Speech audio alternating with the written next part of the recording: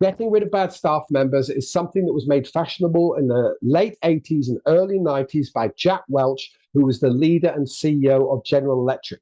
They were turning over billions of dollars and losing a couple of $1 billion in the process. And he realized, analyzing their business, they had a lot of dead wood. And what he realized for a few years he needed to do was cull 10% of staff in all teams everywhere in the world until he took them back to profit. And then American companies looked at him and went, what an amazing turnaround. We should do the same.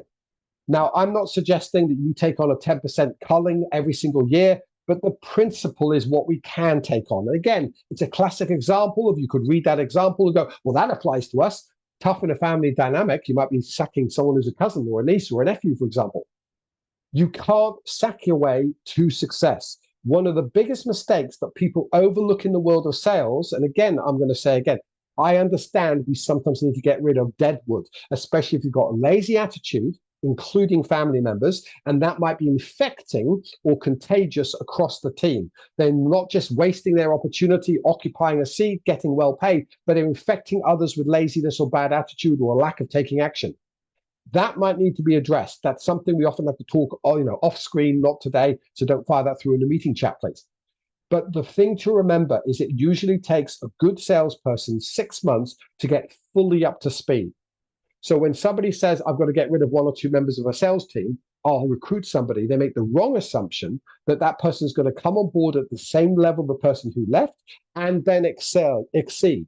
Now, that might well be the case over a 12-month period, but the average person in sales, particularly for an external sales role, so on the road, whether it's account management or business development, is going to take 6 months to get up to speed.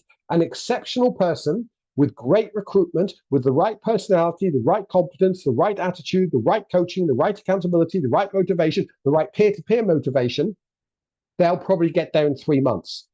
So the exceptional, and some people sometimes ask me at this point, well, how many are exceptional? I don't know, 10%, 15% at the push, 20% if you're really squeezing my arm. Most people are going to take 6 months to get up to speed. So you might need to get rid of somebody. You might need to slide them sideways and stop occupying a seat where they're costing us a huge amount of opportunity cost. But ultimately, it's going to take time to bounce back. For most people, for 80 to 90% of people that you recruit or promote from, say, operations or customer service into sales, it's going to take them 6 months, unless you have an exceptional induction program, motivational program, accountability program, coaching program. It's probably going to take 6 months. So please watch out for that.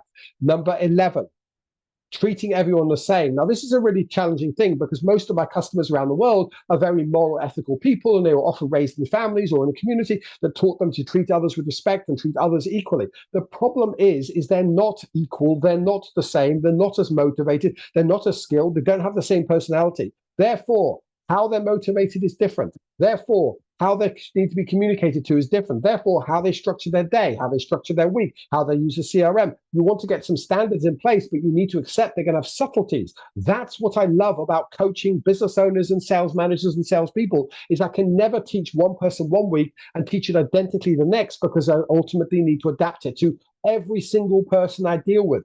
And salespeople, more than anyone else in your business, they typically have high opinions of what they should or shouldn't do, what they will or won't do. And therefore, you're going to have to work really, really hard to treat people differently. Now, my wife and I have done a lot of work and a lot of travel in Southeast Asia. We love that part of the world. That's why our eldest daughter is called Asia.